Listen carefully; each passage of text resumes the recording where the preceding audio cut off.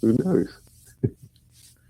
All right, so we're live around. So, welcome to our meetup group. This is our 5amMesterScrum meetup group. Meet every third Wednesday of the month. Working on some ways to make it easier for people to log in, such as Mr. Rob Jackson, who just signed on. Rob Jackson is going to present next month, by the way. So that's pretty good. He's here. Jackson's going to present next. So yeah, Rob's presenting next month. And we're live, and we can start the conversation if you like. So this was a conversation that William and I had talked about in an interview we did last week, and we wanted to do something with a little meetup group to expand the conversation. And the conversation was two parts. One, talking about shifts in Agile, employment, what we're seeing out there in the world, and then also a report which we'll dig into a little bit. And we'll get there. We get another visitor. With that, William, want to introduce yourself to everyone, and maybe we'll go around the. Well, I don't know if we can go around the room if you want. I'm okay with that. Yeah. Okay. Yeah. We'll I mean, this is our meetup group, so we do share and discuss and things like that. So William, go first. Well, thank you, Greg. Yeah, I'm William Strydom. I find myself in just south of Washington, D.C., in the middle of Virginia, in the Appalachians. I'm a leadership developer, professional coach. I worked in the Agile space for a while.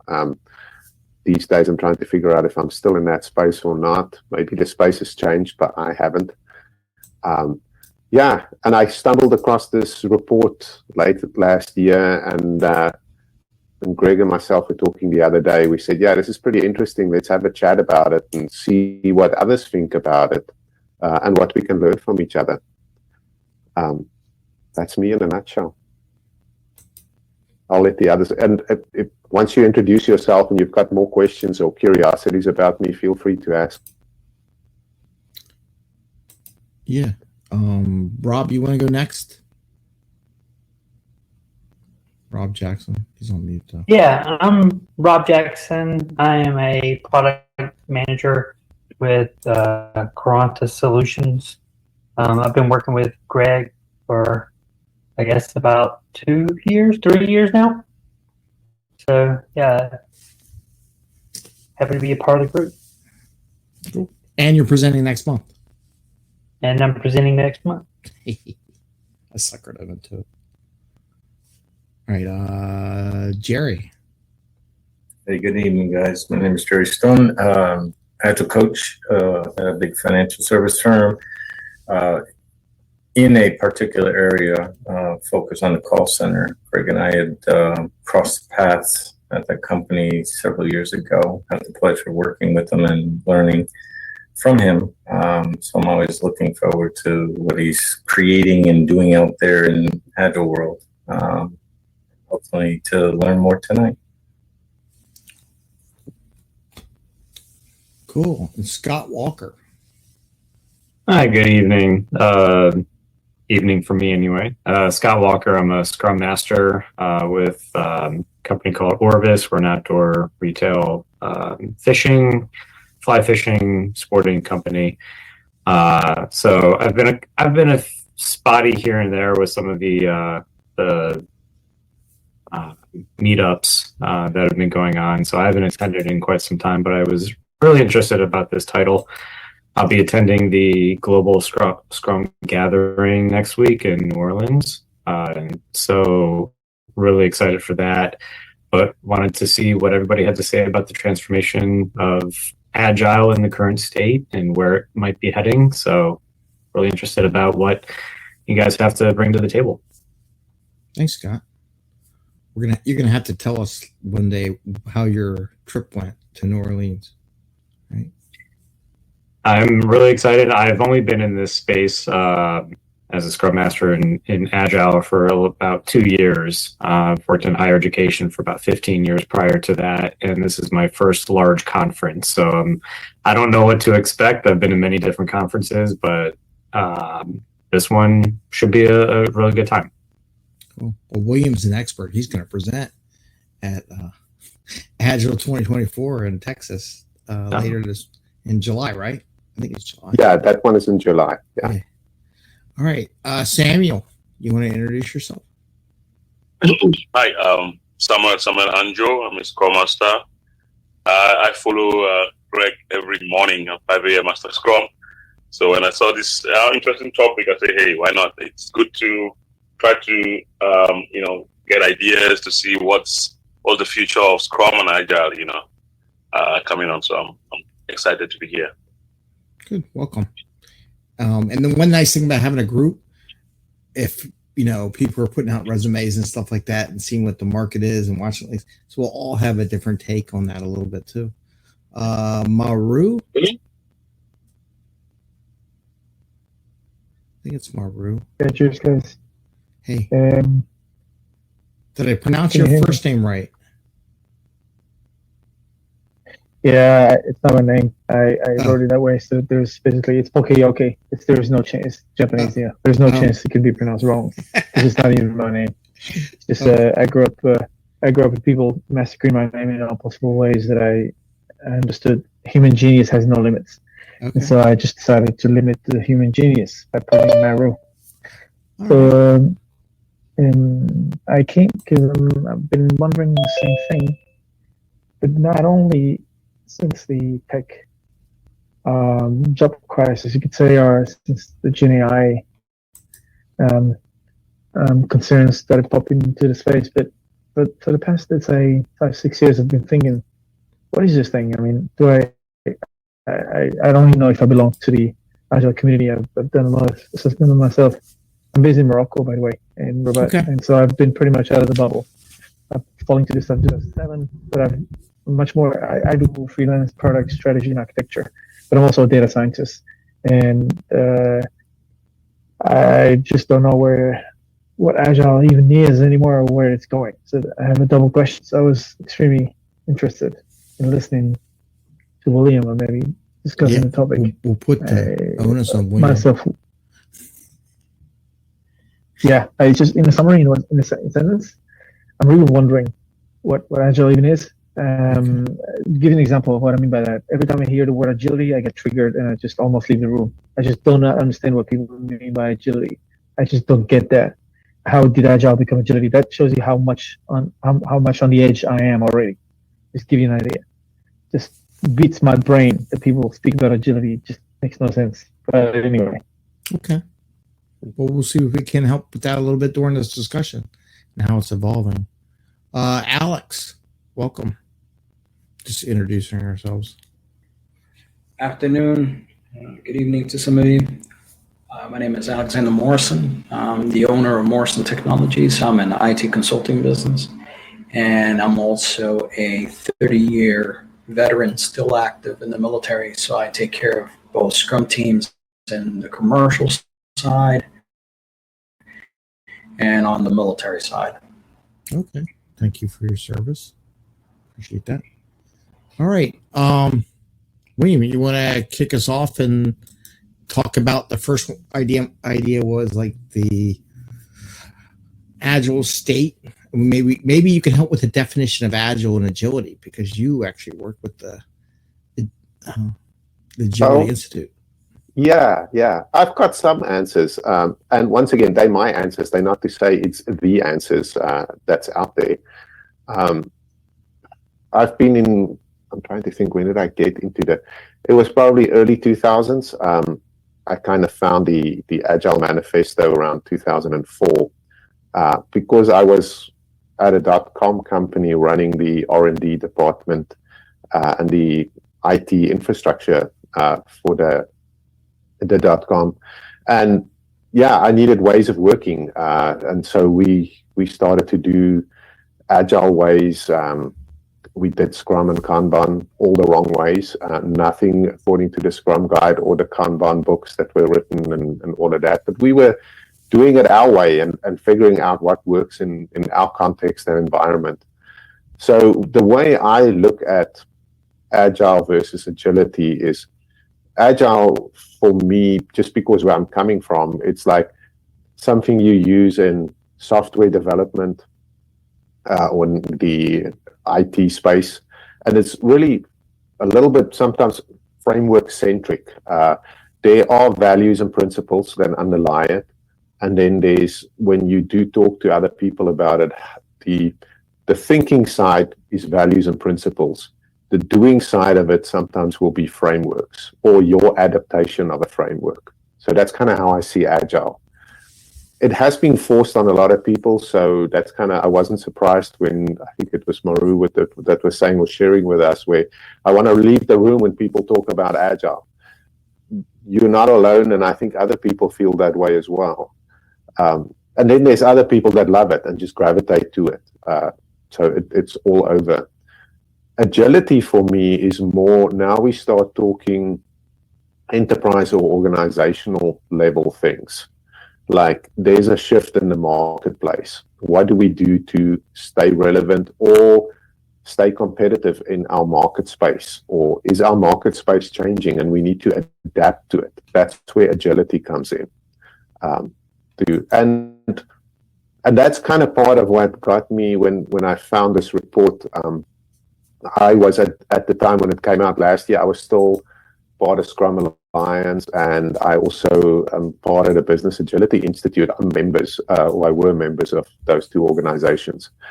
And so Scrum Alliance will be in the Agile space, and Business Agility Institute will be in that agility space. To me, that's kind of how I'm differentiating those two. And then I want to say, those are my definitions. What are your definitions? How would you answer those questions to people when asked?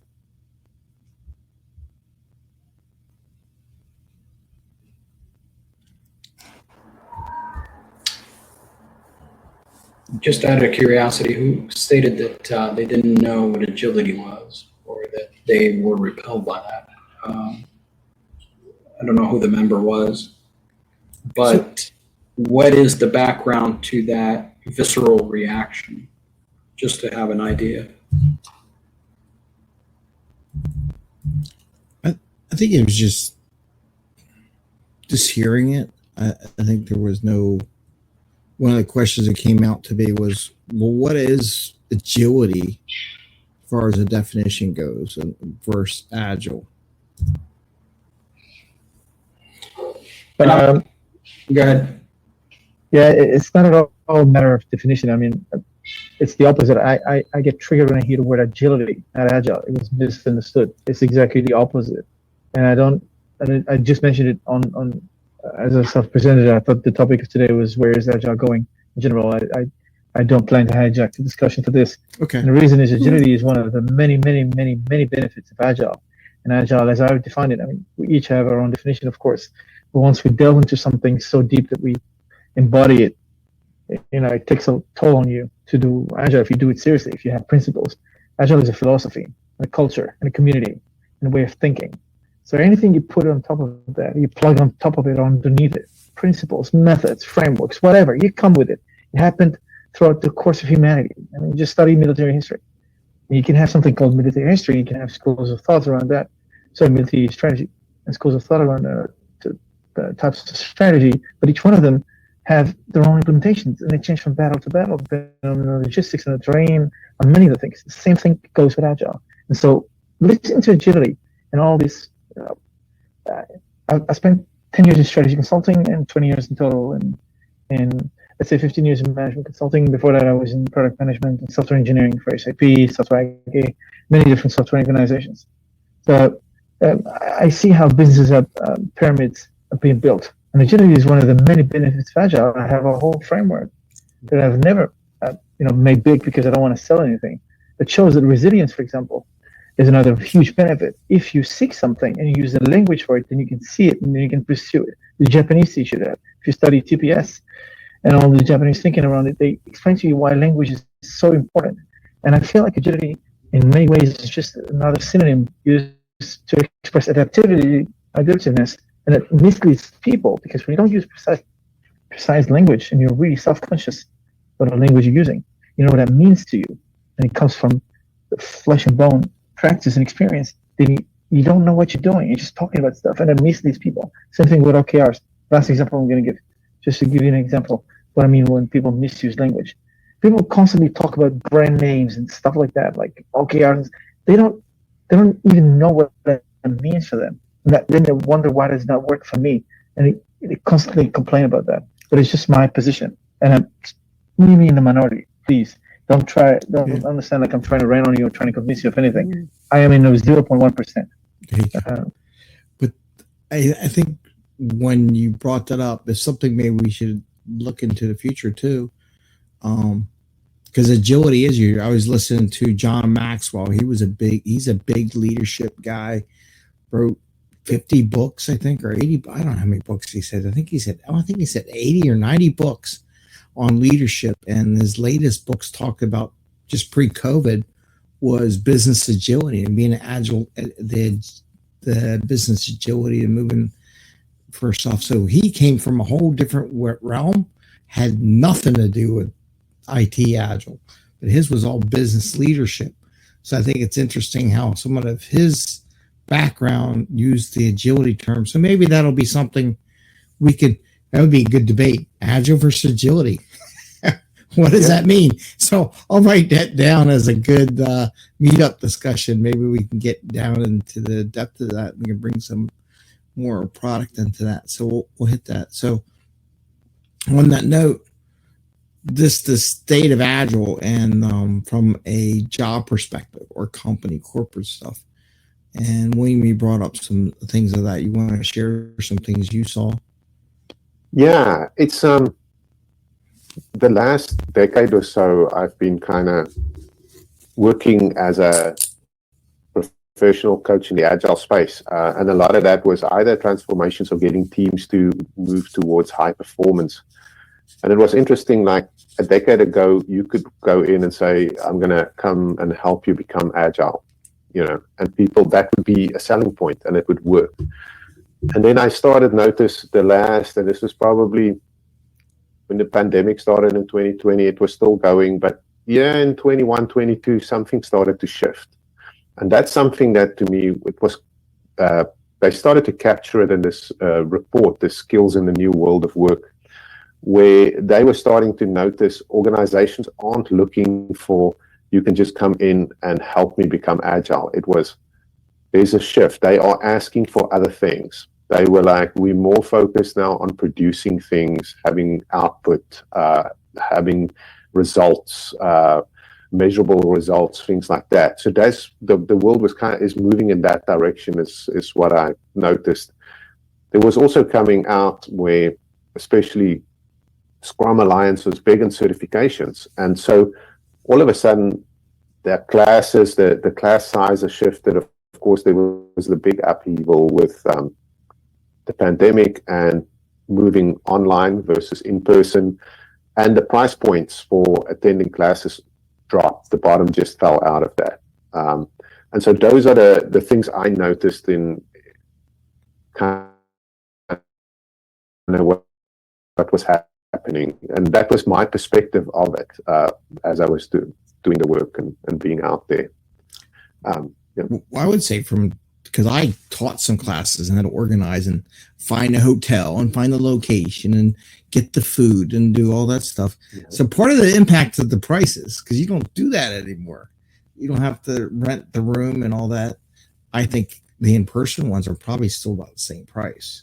It's just that they've been doing more virtual. And that's kind of being, when we say the word agile, adapting to the environment.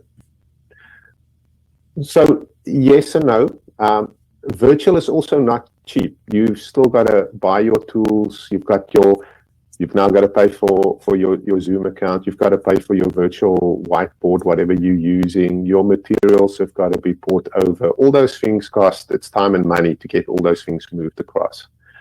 But now that people are coming back to in-person, I'm noticing the in-person prices are a fraction of what it was before the pandemic. So the prices has come down, yet inflation has gone up.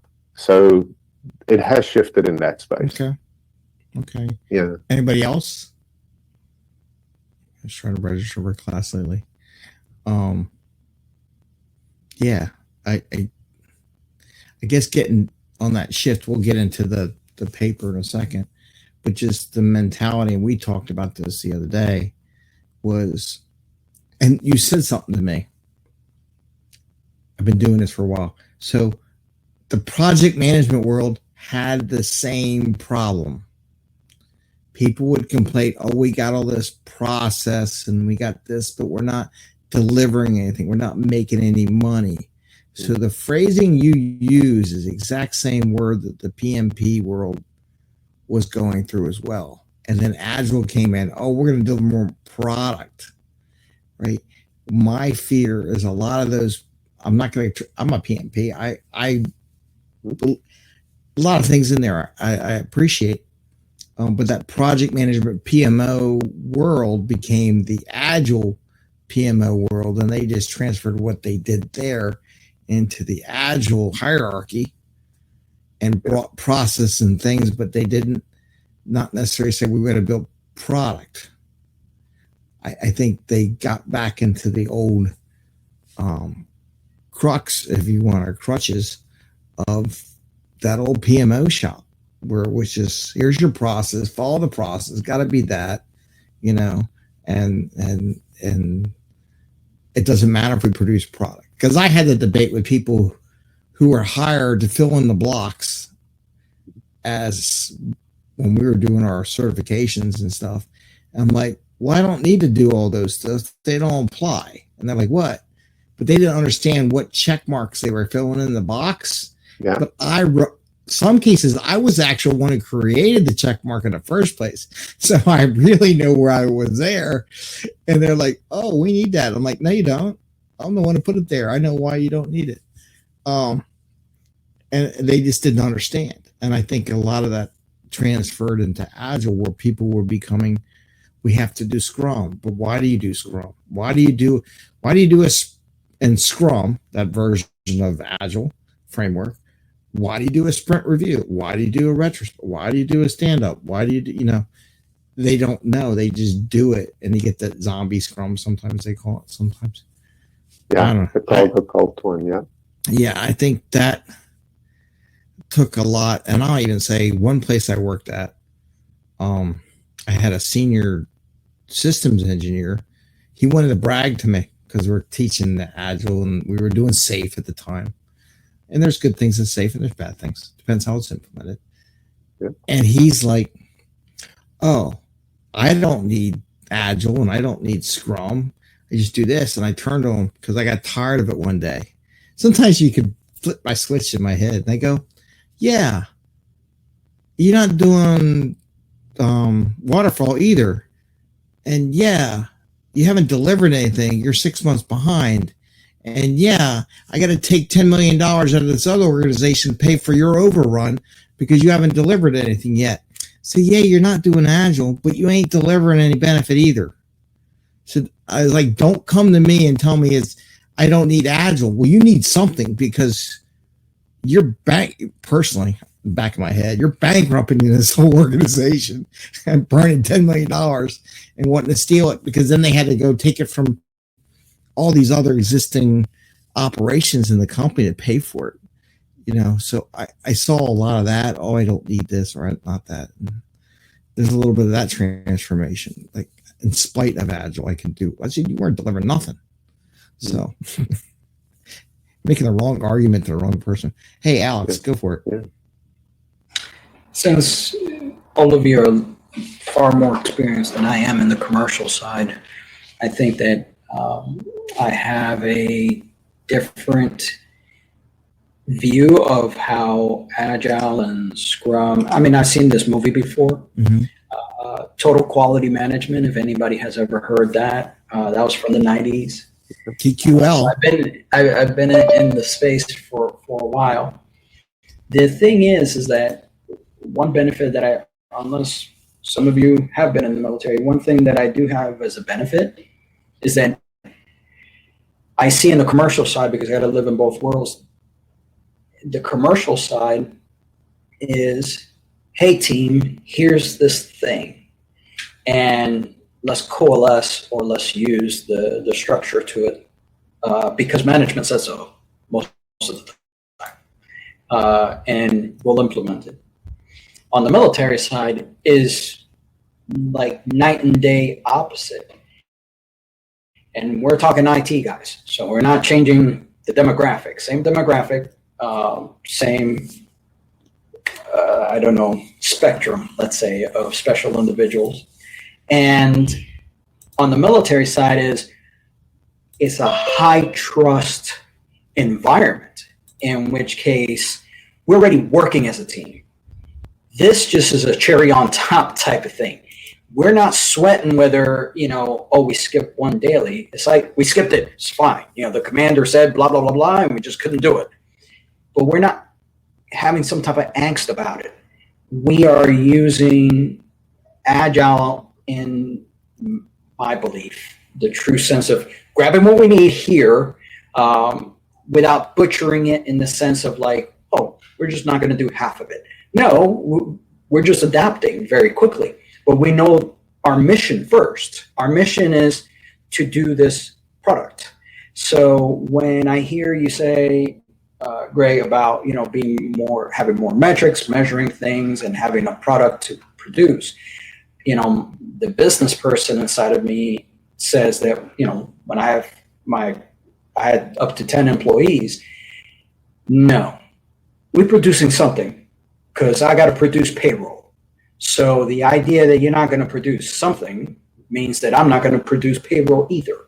So get on task, because that's the way this is working. So I think that marrying of, okay, here's the business objectives, or in the military, here's the mission objectives. Let's do that first. And let's see how this tool, and that's how I see it, this tool will allow us to cover our bases. That doesn't, I barely even need to do a daily scrum, let's say in the military, because we already talked, like, I don't know how many times during the day, but we'll do the event because, hey, let's call this an event. Let's do the 15 minutes. It's the same time, same place, same everything, to make sure that we have a uniformity. And in case we've missed anything. Yeah. 99% of the time, we're not really skipping anything. It's just, yeah, we got this down. My experience in the military is different, though. So when I worked on the F-18 and F-Jet fighter, and we were doing first flight, we did a daily stand-up every day. Myself and the officers, who got each one, we all sat, 5 or 6 of us, stood up, it's a typical military. That actually idea came from the military. That daily scrum is something the military does all the time in all their activities. What's their plan? Who's got what? Anything blocking us from being successful today? They use different words, right? But that is a military. I think even I'm not going to say, but I want to say Ken Schwaber and Sutherland brought it from their military background, because he used to fly over Vietnam back in the day. Sutherland did, and I think he brought that right in to his scrum and how he meets up. But even and just from a different perspective in the military, government contracts are notorious. I'm just going to burn hours, right? And, that's a totally different animal. Yeah. So and I agree, and when you get into that acquisition world, it becomes that animal.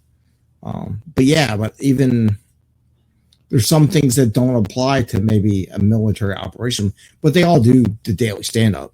They all get a check. Are we all here? Do we know what our mission is? And we will do it before we go off. And even when you're in engagement, you're doing a check. Are we all good sync? Are we still here? Is everybody good? Everybody got what they need to continue the mission? They just even do it even more rapid than once a day. They probably do it a few times a day. Right. And this is why I think that not easier in the sense of teaching what proper Scrum is. Yeah. But as far as the methodology itself, if you want to go ahead and say, okay, this is a method to getting these things done, then yeah, we got the method down because it's just second nature to us. The thing that I find in a commercial side, and you guys can educate me more, is that none of the commercial side, and I've worked for Reddit, where I know down to my bone that the developers that I was dealing with are top-notch developers, period. They're the best of the best money can buy. It was pre-IPO, so they were cleaning house before they went in. They just listed in the stock exchange, if you guys missed that. But before all of that happened, they're trying to get the house in order. Okay, at the best of the best, what I noticed is that these teams, when they were walking in, there's low trust. And Scrum is this thing that is forced upon them. And that's what I have seen a lot in the commercial side, where you walk in, it's like, oh no, we were told we were going to do Scrum. And then when you ask them, okay, have you even taken a class in Scrum or anything of the sort? I saw a video of it. And, like I said, these are not schmucks or, people that are to this. These are legit top tier developers. Mm-hmm. Why is it that either the company didn't see fit for them to be integrated better into Scrum, or to have that environment, or for it to be, like I said, maybe I'm expecting too much on the commercial side for there to be a higher level of trust. Does that make sense to everybody? Because maybe I just might be right. I'm just trying to go ahead and see how these two sides coincide. Yeah, and then there's this third thing where people will create their own ways of working. I've worked this was at a big pharmaceutical organizations where we were working. These people did not do daily stand-ups because they didn't know about it. And so we worked when we were working with them, I mean, these are also, like you were saying, very capable people, PhDs, MBAs, or multiple PhDs with MBAs, all on the same team working together. And so we would explain to them, what are you doing now that's really working well? Keep doing that. And then we would talk about what are things that you want to improve. And we can do light education for them around ways of working. And some of them would go, yeah, we'll do, they called it a huddle. We'll do a huddle 3 times a week. That's a huge improvement from not doing anything to 3 times a week. Because if not, then these people were out in the lab doing work. For them to be 15 minutes away from a big experiment they're doing, it's like, yeah, no, we'll huddle tomorrow. That's our day to huddle so that we can get our work done, because they need to keep producing things. So that's kind of where I'm going. I don't hold a Scrum guide as that's the ultimate. It's just the framework. It's a suggestion.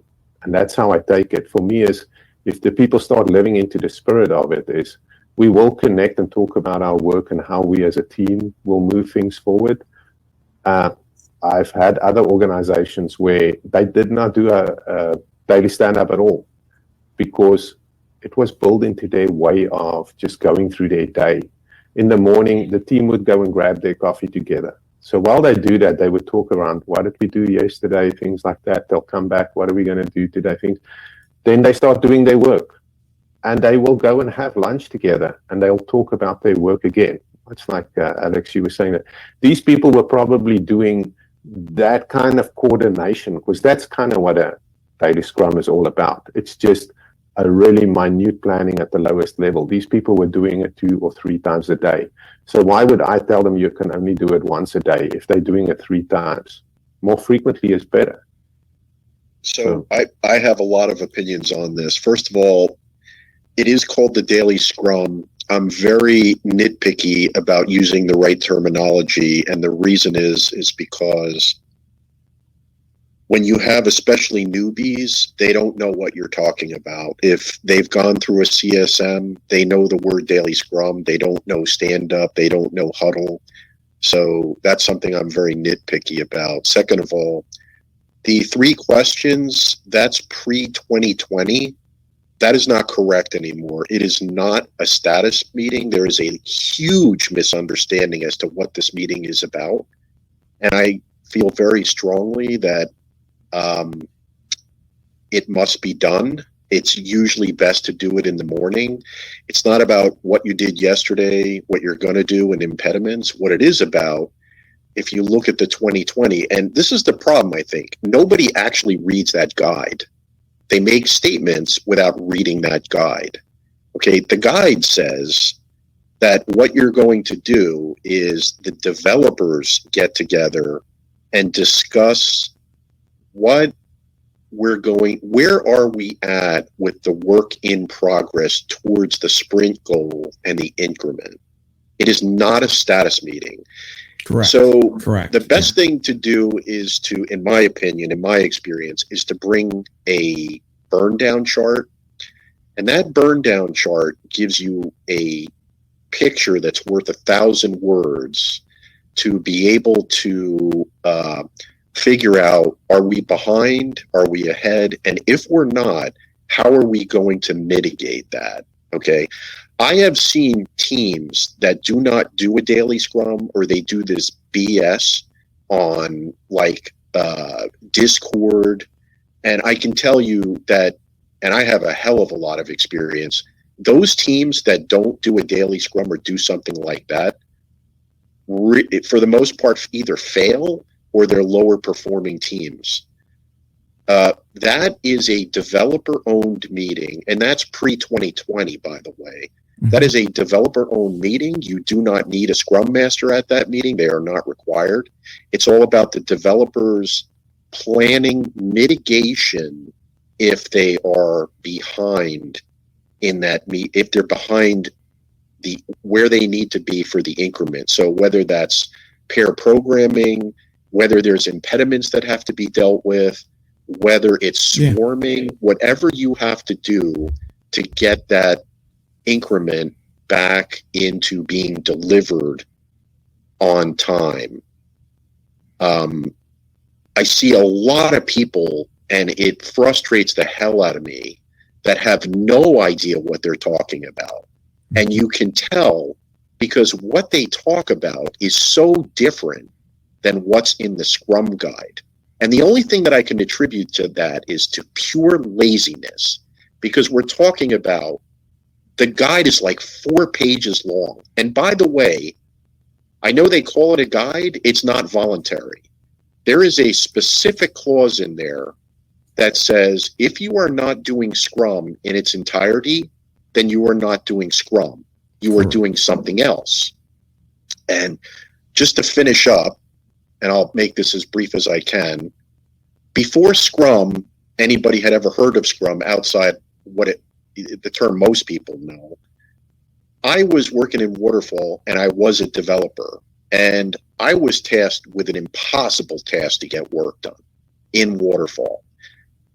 And I said to my manager, I will take that task on, because she allowed it to be voluntary for me because I had the best performance on the team. And she said to me, what would it take for you to take this on? And I said, I will take this on if I could work in a different way. And she said, well, what do you mean by that? And I said, I cannot get this done in the time frame that you need it done in the budget that you need it done, by working in Waterfall. And she said, well, what the hell are you talking about? And I said, let me go away and think about this. 2 or 3 days later, to make a long story short, I came up with what we now know as Scrum today in its entirety. I didn't have the name. I didn't have the names for the events. I called, for instance, retrospective, I called it lessons learned. For a sprint review, I called it a prototype, and I needed people to come sign off on it. So I had all of the same exact things in Scrum.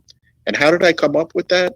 I took Waterfall and I brought it to its leanest, minimalist specifications that I could come up with. And by the way, I also came up with pair programming, and I also came up with swarming, but they weren't the same words. And that's why I believe so much in this product because I actually came up with the same solution before whatever those 9 guys in Utah came with it. Anyway, Okay. I'm off my soapbox. It's okay. Thanks, Dave. Scott, you want someone to add something to it? Yeah, I mean, there's a lot to unpack here with what a lot of people said. I just want to kind of go back a little bit and also bring my, my baggage along as well. So I want to ask the group and talk about Scrum, the different ceremonies, following the Scrum guide as best as possible. I want to ask, out of the group here, how many of you are dealing with developers? Depends on who's my client at the time. I have, and I've also done it with salespeople, marketing people, leadership teams. Okay. So I'm working with a lot of infrastructure, data engineering, and a lot of Scrum Agile has been forced upon my teams. And it's been a long, drawn-out process. Some have picked it up more so than others. And one thing that I have to remind myself and adapt and be, have the agility to do is that there's a difference between a product and a project. And so being able to produce something that, is end user facing, customer facing versus something that is essentially back end and no one will ever see, but just as merely as important. The mindset between a developer and an engineer is incredibly different from, when you look at what a project is. Because an engineer doesn't really necessarily care what the customer has to say because there is no customer. Is it working? Is it not working? That's really where it comes in. And so to have the Scrum mentality of saying, we need to, have this iteration, we need to time box certain things is almost impossible, especially when it comes to dealing with external entities, vendors. That's a big one as well. So going through, I understand, I support the Scrum guide, I support everything that we're doing, but I think it's also a good call out to say that the agility part of Agile is incredibly important because it's taken me 1.5 years to get certain teams on board in a mindset to say, oh, I have to change my style of thinking to say, it's okay that I don't have a finished product, but I want to be able to show off something in a sprint review. It's okay that during a daily Scrum, we call it a stand-up. I know some people are against that, but that's, I'm going to pick and choose my battles with individuals.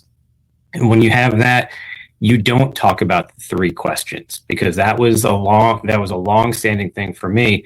It was more around what are we trying to tackle as a team together, even though we're working on many different projects? How can we help support each other? That mindset shift of a collective, even though we're working on different things, is tremendous. And that is stemming from the Scrum guide. That is stemming from the manifesto. So taking the word agile and agility, I think there is a huge difference there. They can mean the same thing, but you do have to apply it, at least in my experience, to the circumstances that you're in. Now, is that wrong? Some may say so, but are you producing results? Are you meeting business objectives? I think that's also a big indicator as well. So I just want to throw that out to the group that, sometimes you can be as prescriptive as what the guide says and what the manifesto says, but also we don't live in a black and white world, and it's incredibly difficult to follow those lines from time to time. And that's why this meeting today was so intriguing for me, because I think we're shifting away from what was originally developed in the early 2000s and even the Scrum Guide of 2020. We're moving away from that. I think the pandemic had a big to do with it, but also the way technology is being used and who's using it. So that's my hat. When you say you don't have a customer, I don't exactly understand that. Like, so you must have some customer, whether it's external or internal. So I'll rephrase. There's no direct feedback from a customer when you're dealing with an infrastructure change. You don't have somebody saying like, "Hey, on the website, I can't use this drop-down button." Versus on an infrastructure side, yes, there is an end user. Say it's, I now have a firewall to block, whatever this incoming threat could be. Yes, there is a customer, but the way that the feedback loop is essentially conducted is very different. Yeah, and there's different ways to look at that customer and who that would be and what they would. And I would even say, stretching the opportunity when you coach these things is like, okay, let's do a persona. What would that persona look like, and who would it be? And go through that whole, when you go marketing and you do business and sales, they do that all the time. And sometimes in the agility part, you bring that in, and who are these personas you're working for, and just doing the scenario or the activity generates new ideas and new thoughts into that concept. But I like the fact that you brought that back to what we were talking about initially, was the shift in Agile. And I think a lot of discussion kind of hints to why there's kind of a shift in the Agile marketplace from if you were a Scrum Master, an Agile coach, or a BA, or product owner, or whatever the titles are in the job market and everything like that. So I'm going to go right to Alex. Are you going to come back to the shifting in the market? So, first of all, I do sympathize and definitely identify with Dave, because when I'm doing the commercial side, I'm very strict within the guidelines, because I'm being brought in to teams that I don't know of, who I've never met before in my life, and trying to have a certain thing achieved according to the client. So I'm very strict, and I thought it was more of a pet peeve, where I'm the only one who had that pet peeve of, we don't use the word grooming, we don't use, stand-up, which I don't do on the commercial side, as far as using anything that's not in the Scrum guide, and I try to go and stick to that specifically. Why? Because I'm being paid to. And that's the way that I see my consulting job when they hire me specifically for Scrum, which is fine. On the military side, which is why I'm trying to go ahead and, I've been in for 30 years, and it takes a minute to kind of see both worlds. But in the military side, we just don't have these issues, as I think it was Scott, mentioned, Scrum was forced on people. Like, that's what I see on the commercial side. Mm-hmm. In the Air Force, we don't care. Like, you could throw anything at us. Literally, we're the definition of bureaucracy, which, I think in the last meetup that we had, bureaucracy is not a bug, it's a feature. And in the government, it is a feature, and you have to go ahead and deal with it. It is not a bug or something to get frustrated about. It is just the way it is, and it's meant to be. It was born to be that way. So for us, seeing any new tools that we can use, great. But as far as agility is concerned, per the definition, no, my teams are, the agility of my teams is top notch. We're just using this framework to say, hey, how about we just go ahead and even it out, meaning instead of having a ton of peaks and valleys and so on and so forth, let's try to go ahead and make it a little bit more stable. Not so much for the older guys, for us who have been around the block 80 years or whatever, but more so, I have, in the military, you don't choose your people. You don't even hire your people. You're just given people. So the idea that I have an 18-year-old, a 20-year-old, and a 21-year-old mm-hmm. who are now thrusted into this environment and say, okay, well, if you guys are going to do that Scrum thing, just, wing it. It's like, okay, great. It's not what I choose, it's what is. So for those teams, it's a completely different thing versus my, the commercial side of the world. But there has to be some flexibility, and that's the only thing that I would say to Dave as far as on this side. Like I said, I'm not super experienced on the commercial side and how flexible they may be to adapt to these things. But I also had one of the instructors for me that said there will always be the divide of the post 2020 versus the pre 2020. Those are two different groups of Scrum Masters. So that was pretty interesting that he stated that. I would also say, I'm just going to throw on that one because I'd say that person was burying their head in the sand because pre-2020, we were remote. We were all over the planet with teams and people scattered everywhere before that. So when they said, and I know they have the stickies and all, and I'm an argument like, well, you're half your team's in India. They can't really see the stickies in your room. Get it on Jira, get it some digital way so the people, the other half of your team. Now, I'm not saying that was the best team structure, but it was given to them, like you said, the military. Most of the companies I ever dealt with, they didn't have no choice in who was on their team. If you owned everything, you could, but most of the group says, I had just hired a developer or database person or something. They're going to be on your team. Hi, my name is Greg. That's how it came about. I know they say as that, but I'm like, they're not very observant. The ones who said that weren't really looking at the broad. They had their world they were in, but they didn't look at what was going on around them. Because when we did, I'm going to say our safe thing, they were all panicked. What are we going to do? What are we doing? I said, you're already virtual. Half your teams are scattered across the planet. They're not here in the same building. They can't even come to the safe meeting. Oh, yeah. So I helped them build a virtual version of their PI planning. And we just we were already going there, and I figured it was coming that way because I was worried about the people overseas not being part of the decision-making process. So I was already getting them to that level. I just needed someone to hit the switch and say, okay, they're all involved now, and it's virtual, and we're all going to put our 2 cents into the live planning of the session. So I can say that Scrum is great for everybody. I have worked for the military. I have worked commercially. I have worked for some of the largest companies that anybody's ever heard of. And I've worked for military bases. I've worked with military agencies at the highest levels. And I can tell you that, in my opinion, one of the reasons why Scrum, first of all, Scrum can be used for any project whatsoever.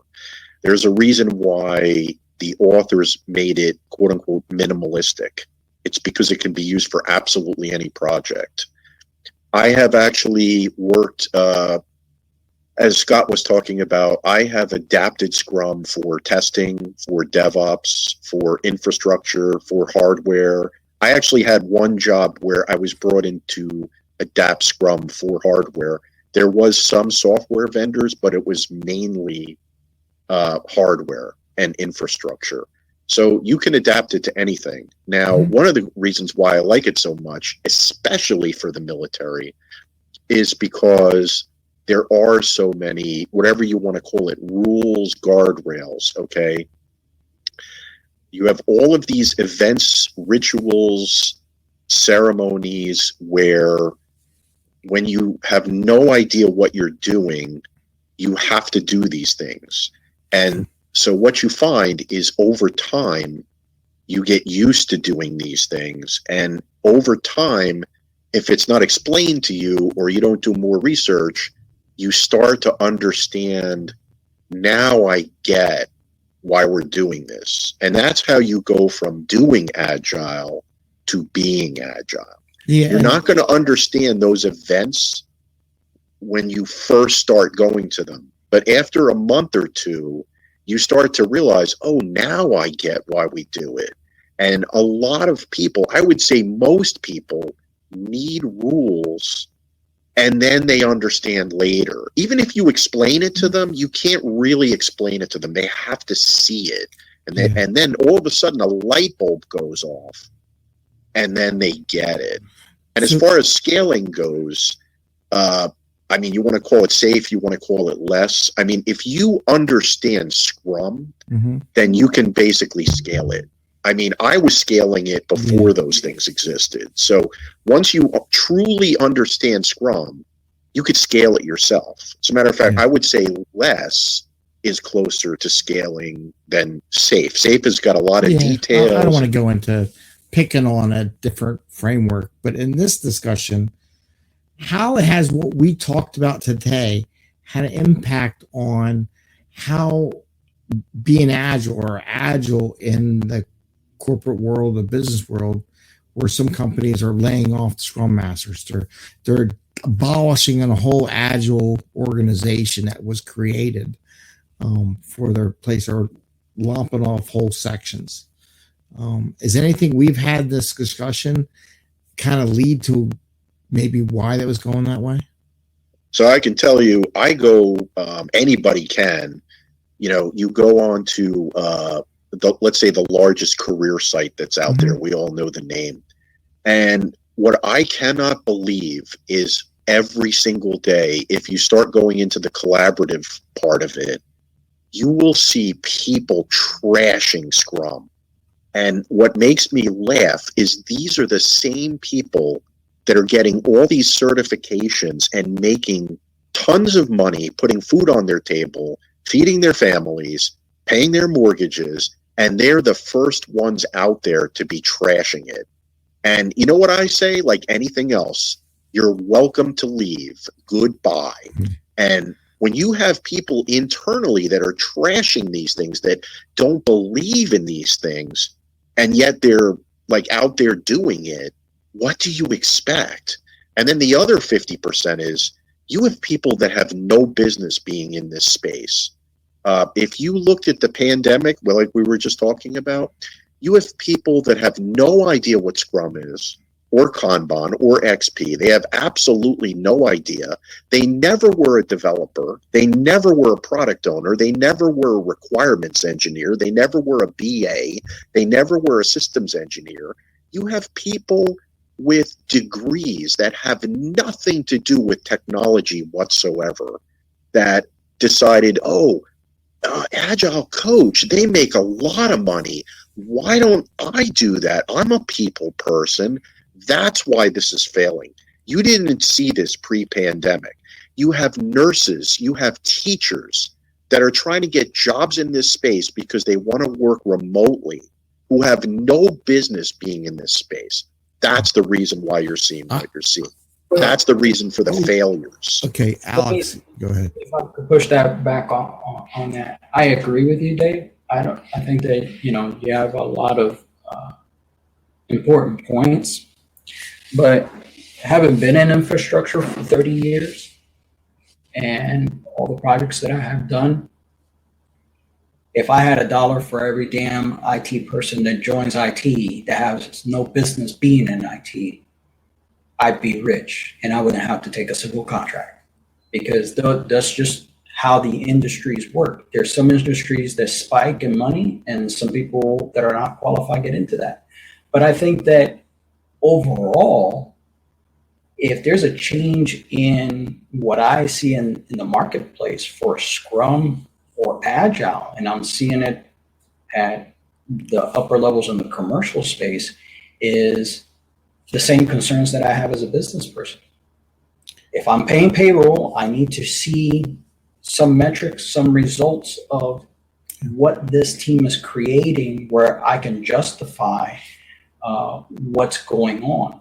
And I think that while I wouldn't say a Scrum Master's job is to go ahead and lay out the business objectives in these teams, it is their job to be, by default, make their teams effective and take care of their teams. So they need to go ahead and have some type of focus, business focus, so that these companies who look at these teams, and they unfortunately through bad management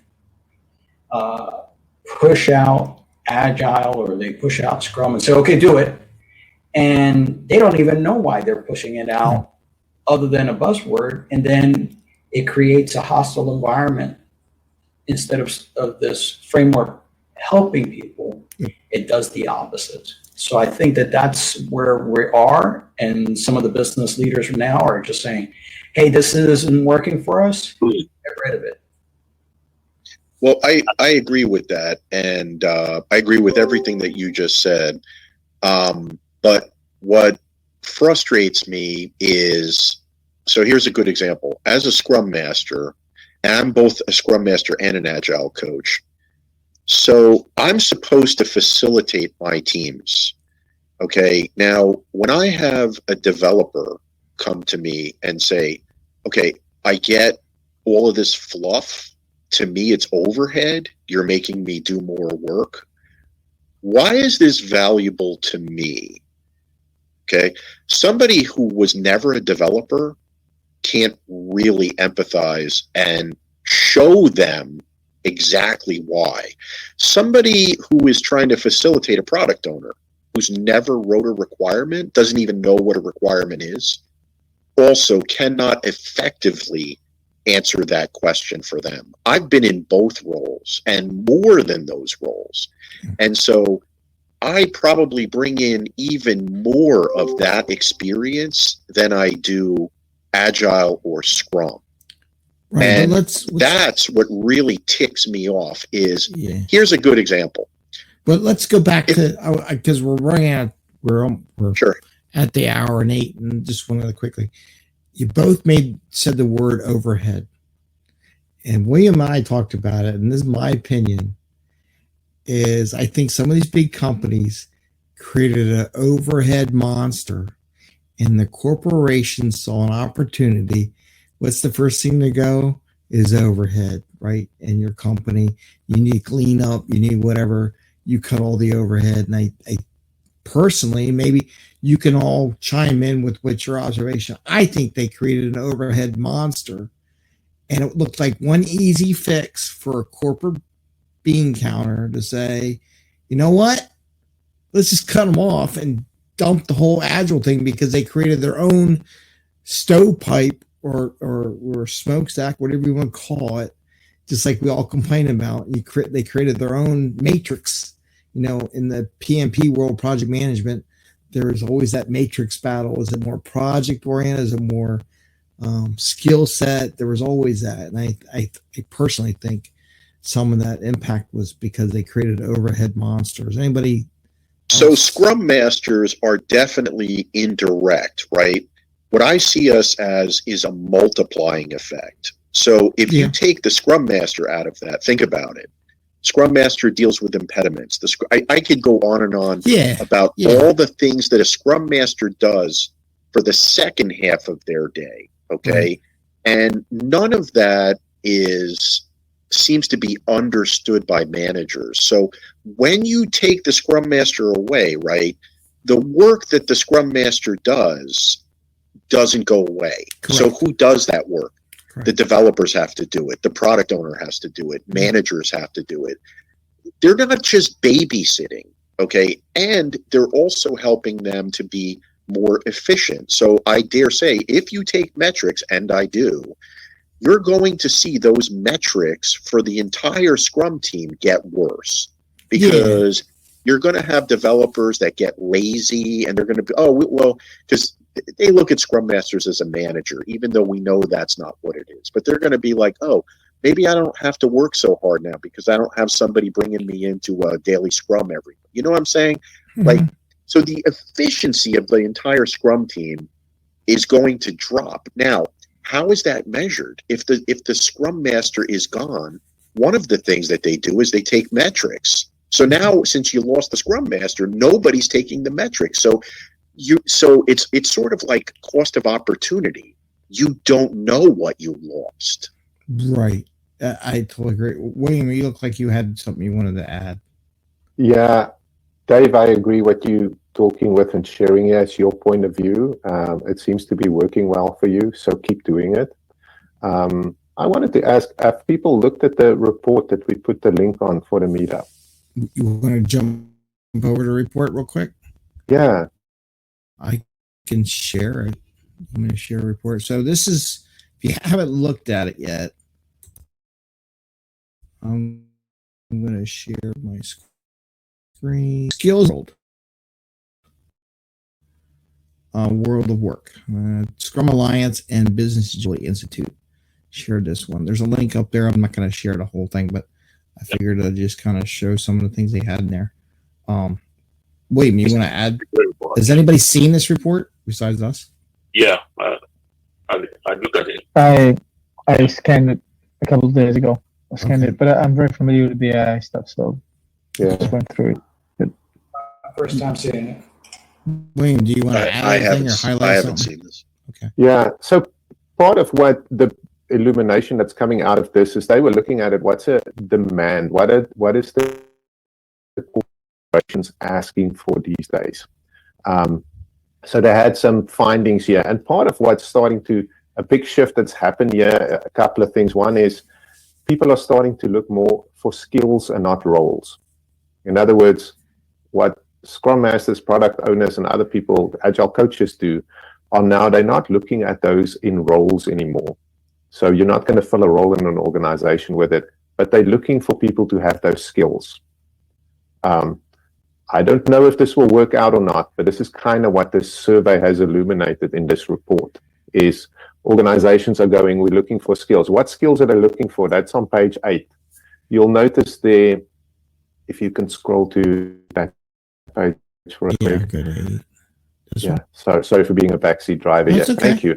The top one, this even was in previous reports that they put out. It's around communication.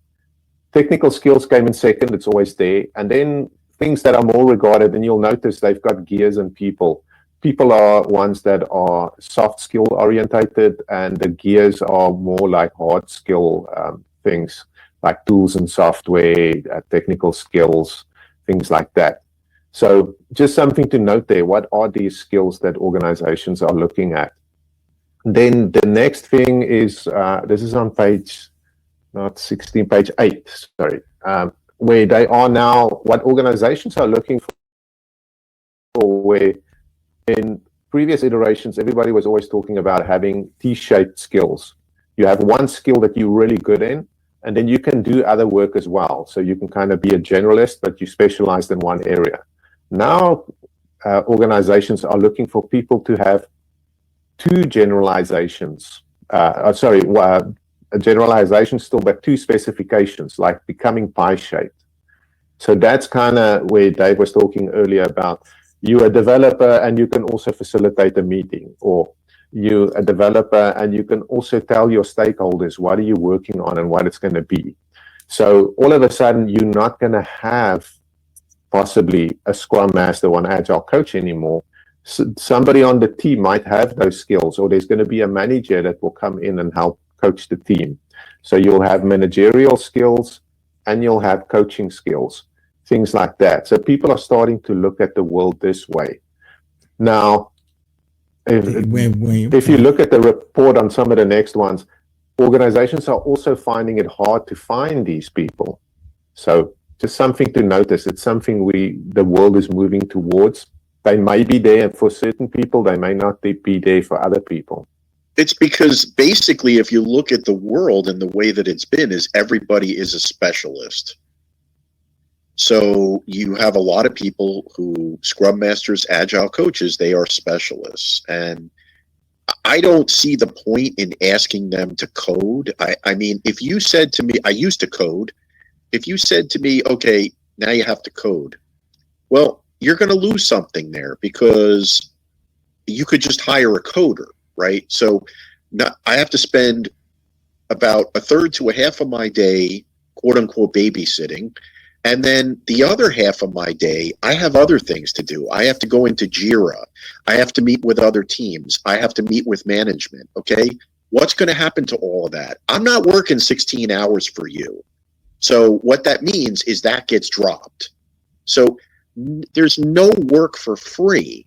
And I think the problem is that for some reason they've got it in their mind that Scrum Masters are useless, or they're just, I've been told this, quote unquote, babysitters. Okay, Right. I don't see them as babysitters, but a lot of managers look at them as babysitters. Yeah, but I think but that's good. A lot of work is going to get dropped. There's nothing is free. But I also think Agreed. some Scrum Masters created their own worst enemy. I've seen some that would say in the past, even pre-2020, oh, I don't need to know anything about the technical side. I don't need to know anything about the business side. I don't need to know anything about writing requirements. Because you mentioned all that stuff, Dave. And they would just like, I just need to know Scrum. This is all I need to know. And my thing is, well, if you, like any new hire, within 6 months to a year, you should know a good understanding of what your team is doing. You're not coding. I mean, I can code, but I'm not coding 24/7 like the developers are. You don't want me writing the code because I'll put so many bugs in it, it'd be ridiculous, right? I'm not an expert. I'm not that skilled in it as much as they are now. Like you said, the depth, but there's so many people have said, well, I just need to know Scrum. Or I just need to know Kanban, right? So look, I can tell you that I've spent a lot of time with such BS stuff, and these are like impediments. So, like for instance, I'll just give you an example. There's a tool that one of my teams uses, and rightfully so, they want to limit the access to checking in, checking out code into the code base. So, because of that, especially when people are on vacation or missing, I, as a Scrum Master, would be one of the people that would have access to that. Now, I can't tell you how many hours that I had to spend checking code in for people, okay? None of that gets looked at as something, or maybe managers aren't aware of it, but we're the ones that help with the impediments. There was nobody else to do it. Now, if you add that and you add up all the other things that nobody thinks about, who's going to do that work? Do you want to waste a developer's salary on stuff like that? That's what gets missed here, is management truly doesn't understand all of the BS that we have to do that you don't want to pay a developer to do. The developer should be working on the code. Yeah. Yeah, there's some people saying, Alex, you got something? Yeah, first of all, I think Samuel was going to say something, so I don't want to go and cut him off. Samuel, did you have anything? Yes. Yeah. So I was following on keenly on what Dave said there. I'm thinking, I mean, and then if you look at this report, the one pie-shaped professionals, that's where I have a feeling that, you know, the corporate world is going, because they feel that the agile space and Scrum Master specifically, they are just babysitting. It's interesting for us to look at it. I think that one of the things is that the way when Scrum was developed, it made it so simple. That's the only career you see somebody comes there with no specifications. I was looking at Indeed, for example, you know, even to just be a delivery driver, sometimes they ask you for a GED and stuff. And people just make it simple as okay, Scrum, anybody can do it. So that's why you saw teachers left their jobs, nurses left their jobs. I thought that's one of the issues. So there should be some minimum requirement for you to, even though there's a certification, and again, many people just go and get the certifications and that's it. So I think that you have to structure it in such a way that there's some minimal specification to screen out, you know, and get, you know, the cream of the cream into that space. That way, I think the business is going to start seeing the value and all of that. What they are trying to do now is to say, okay, if you are, you know, you have the technical skills, you're a developer, and you have a good facilitating skills, then you will be a good Scrum Master. That's what they are trying to turn around, because they thought that, you know, the people that just came in there, especially after the COVID, we saw so many people that came into that space, and there was a lot of things to sift out. So I think that's the issue. Maybe we have to get to the level where they have to come with some minimum requirements, you know, for people to start qualifying to this space and then becoming that professional, you know, that they're claiming. That's what I was trying to add there, just from what Dave was saying as well. And I'll piggyback off of Samuel now. First, here's having done a ton of IT certs over my life. On the education side, even if you go ahead and make a exam super tough to weed out wherever you can from getting into these positions, they're going to commoditize the entire thing just like they have done in PMP. Again, if I had $1 for every stupid message that I get on LinkedIn about how to quickly get my PMP tomorrow, I'd be rich. I wouldn't need to go ahead and have any contracts. Why? Because it's an industry of its own, and it has been an industry of its own for IT certifications as well. I think that should there be pre-qualifications to have a job as a Scrum Master? I believe so. But I don't think that because of the need or the hype that Scrum went through and Agile has gone through, the need to fill it was, okay, we'll take anybody, whoever has anything to do with Scrum or Agile, we'll take them on board. And I think that diluted the quality and things. And also some of the problems of people getting rid of some of that, quote, overhead because they don't see any value in it. And this is, my 2 cents here in working both environments. I don't see, I think to me, this is just my 2 cents here, team building and trust levels are just not something that are occurring on the commercial side, where I just lean into that in the military side, and I take advantage of it, quite honestly, because over here, my job is to train these 18, 19-year-old kids. And what I consider being effective in winning and being a professional is that I never have to wake up one day after I just sent 3 of them last year over to the Middle East. You know what? No mother's going to come knocking on the door and say, what happened to my son? Okay, no, because I'm doing my damn job and I know how to train well. And I'm going to make sure that they do come back. But that level of training and that level of dedication to those teams, you don't have that on the commercial side. So I don't know what these businesses truly want by slapping Agile or Scrum and saying they're going to magically just become effective teams if they don't work on these team dynamics on their own. So I just think that they're shooting themselves in the foot as well, and maybe not understanding what these tools are for or what the profession is for. Yeah, the PMP, like you can correct me if I'm wrong, but you actually need 3 years of experience as a project manager to actually get the PMP. You don't need that with Scrum. Correct.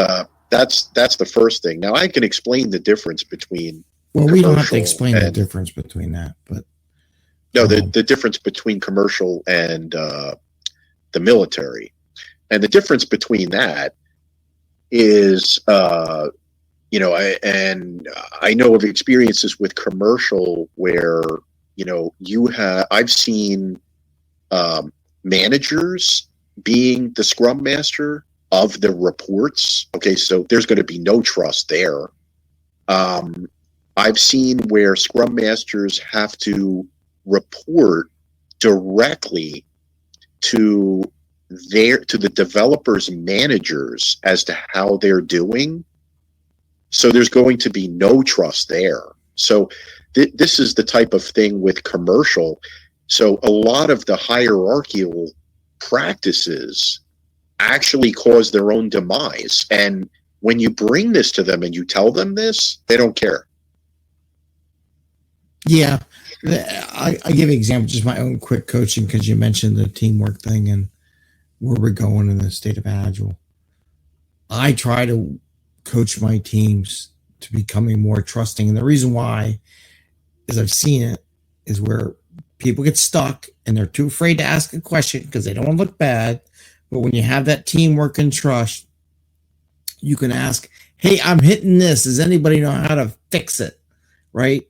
Otherwise, they'll sit for 2 days, hide in their corner, trying to solve it themselves, and delays everything coming out. I've seen that in Waterfall. I've seen it in Agile or Waggle, whatever you want to call it. So I think when you say that teamwork thing, when you do get good coaches and good Agile type methodologies and people in there, is they're trying to bring that teamwork in there so they can work faster and work together as a team versus individuals and stuff like that. And I think a lot of these Agile frameworks expose a lot of those missing gaps that really make teams work well, right? Yeah, it's how do you create that? How do you create an environment that will foster trust, collaboration, people working together? It doesn't happen by itself. And I have a shortcut. I'm not saying anybody should use this, but since I'm used to it and I'm of the note of I don't care, specifically because of the military side, is I'm the first, and the Reddit guys, which are all professionals, and they have been in Scrum and Agile and everything else all their lives, as far as coders are concerned, they almost fell down on the floor. I told them, I said, whatever happens here among us, I'm the first one who has to get hit. Yeah. So whatever happens, I will be the first one to take the arrow. I will be the first one to get fired. I'll be the first one to go ahead and go down to the mat. You just do your job. I said, I don't, in no way, yes, I have 30 years of infrastructure knowledge. I'm super comfortable in that. I could go ahead and build a data center, and that's great, connected to satellites. I'm awesome. Great. That has nothing to do with coding a web page where there's, like, I don't know how many hundreds of millions of lines of code in real time where customers go irate if their subreddit falls down. That level of pressure, where it's like, you guys do that, okay? I understand the pressure that goes into it, but don't be afraid that something's going to go wrong, because I'm going to be the one to own it. Why? Because you're in my team. I'm the lead here. As far as the team is concerned, you guys just keep working as you should. My job is to protect you from those outside forces and let you go ahead and focus as developers. And if I can do that and I can provide that space, then the team, from my experience, becomes, oh, okay, well, if he's the sacrificial lamb, well, shit, we'll throw him.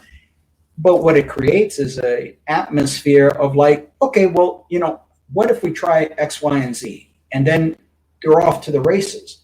Because if they think that the Scrum Master is somehow going to tip his hand and say, you know what, Shane is not, here's the Jira numbers, and there's not enough story points, for this person or that person. We had that situation occur where they wanted to know, what the average points were for the developers. Myself and my partner were like, no, that's never going to, in our own, we were like, that's never going to happen. We will never reveal those numbers. And we literally just made it so that it just could not be compiled.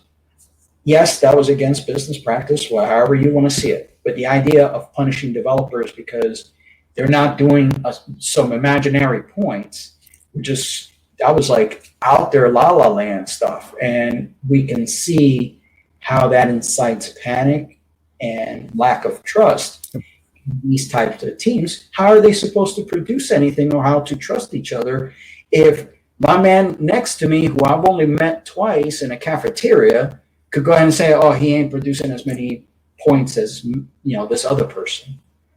Well, how many times has anybody ever seen, and I don't care what the environment is, military or commercial, where you're told on your first day some question, and then for the few people who do dare to actually believe that, then within 2 to 3 weeks, the managers are going up to the leads or the scrum masters and saying, oh, how's this person doing? And then behind closed doors, they're saying stuff like, oh, well, I don't know, this person seems to ask a lot of questions. And before you know it, you're canned. So we say one thing and we do another. That's why I never believe that. When you walk into a new situation and they say no question is a dumb question, it's like, oh yeah, I've heard that before. Yeah, and that's old school when they said questions. They still do it today. I know they do. It's a lot of the senior people that are doing that too. Open door policy. Yeah, I mean, if you want to go old school, it's the same thing. But I think that, to your point is, yeah, there's some entrenched thinking. But I think that if, in my opinion, and this only applies to me, I think that as a Scrum Master, if I don't do the same thing that I do in the military, outside and tell my team I'm the first one who's going to get knocked down and I'll take the bullet first. Yeah. They're not going like, and I feel for them, because then they're just going to operate in panic and looking over their shoulders 24/7. Like, I can't have them doing that. I can have my guys doing that, which is a little bit more direct for me. That's why a lot of developers like to go hide and fix bugs, because they can just. I've just. By the way, bugs. I've seen the highest examples, and I mean they don't get any higher in the military, that I have worked on site with, who flabbergast me in they are the biggest blamers. They never take the hit like what you're talking about, and they will try to blame anybody that they can but themselves. And I've spoken to other military people about those particular people, and what I have gotten as feedback is things have changed over the years. Leadership in the military is not what it was several decades ago. They are more blaming. They don't take the hit. The buck doesn't stop here. They say stuff like something to the effect of the buck stops here, but it really doesn't. Or this one. How about this? I'm taking full responsibility. Haven't we heard that by some pretty high military people all the way up the chain? Difference between military and commercial, because I'll be honest, I've seen both in both worlds. No, I agree with that. I agree. I'm just saying that, and I'm sure that he's saying for what himself. I'm sure that that's exactly right. But up the chains, I've seen the opposite. No, but that's the point, and that's the thing. I think, having been in the military for still going on 30 years now, I can tell you without a doubt that it is a threat. It's not that it's absent; it is a threat. Mm-hmm. And it's not a threat just in the military, it's in the commercial side. Oh, yeah. Someone up there is going to throw a rock from their window down to me. My job is not to go ahead and change those people above me. I will do whatever I can to work. My job is to protect the people behind me. That's why I have to lead and be the front person. And then as long as they feel comfortable that I'm going to be the lead and the front person and take the hit first, that allows them the breathing room to maneuver and do what they need to do. Does that mean that there isn't corruption or things that could go sideways in upper management? I don't know. If there's a professional here, they're going to tell me that they have not seen that in their career. You have a very short career. I think that's getting off the topic here, and I know we're coming to an end. I just want to bring up one more thing here. The role of certification. This is my favorite, because you mentioned some certifications and people doing things and getting things. Yeah. From a job perspective, right? Go for it. The thing to watch here with is, in this report, they don't go which certificates are important. They're just trying to talk about why certifications may or may not be important.